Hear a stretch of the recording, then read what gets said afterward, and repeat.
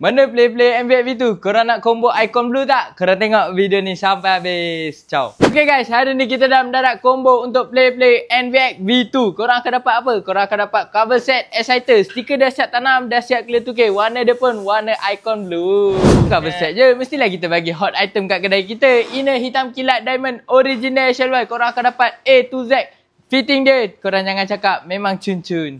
Motor dah lawa, takkanlah pakai visor standard ni. Saya bagi visor clear. Korang ada dua pilihan. Korang ada clear dengan smoke. Saya bagi sekali dengan bracket visor. Barulah lawa motor korang. Korang motor dah lawa tapi rasa tinggi. Ni saya bagi sekali absorber Hypertech 285mm. Saya bagi sekali fork Espada cutting standard. Dah lowered 1.5 inci. Barulah lawa motor korang.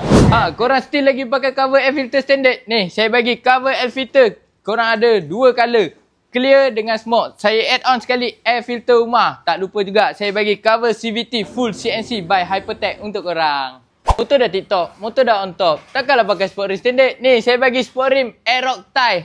Lawa pula tu warna hitam.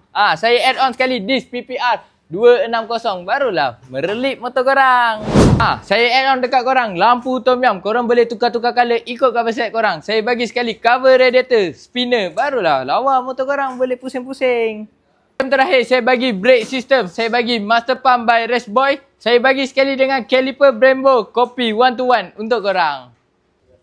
Yang mana berminat dengan combo ni, berapa saya nak bagi kat korang? Saya bagi RM4,549. Siap pemasangan dan siap post. Okey? Yang mana jauh kita boleh post. Okey? Jangan lupa like, follow, comment and share. Korang nak tengok combo apa pula lepas ni? Korang boleh komen kat bawah. Ciao.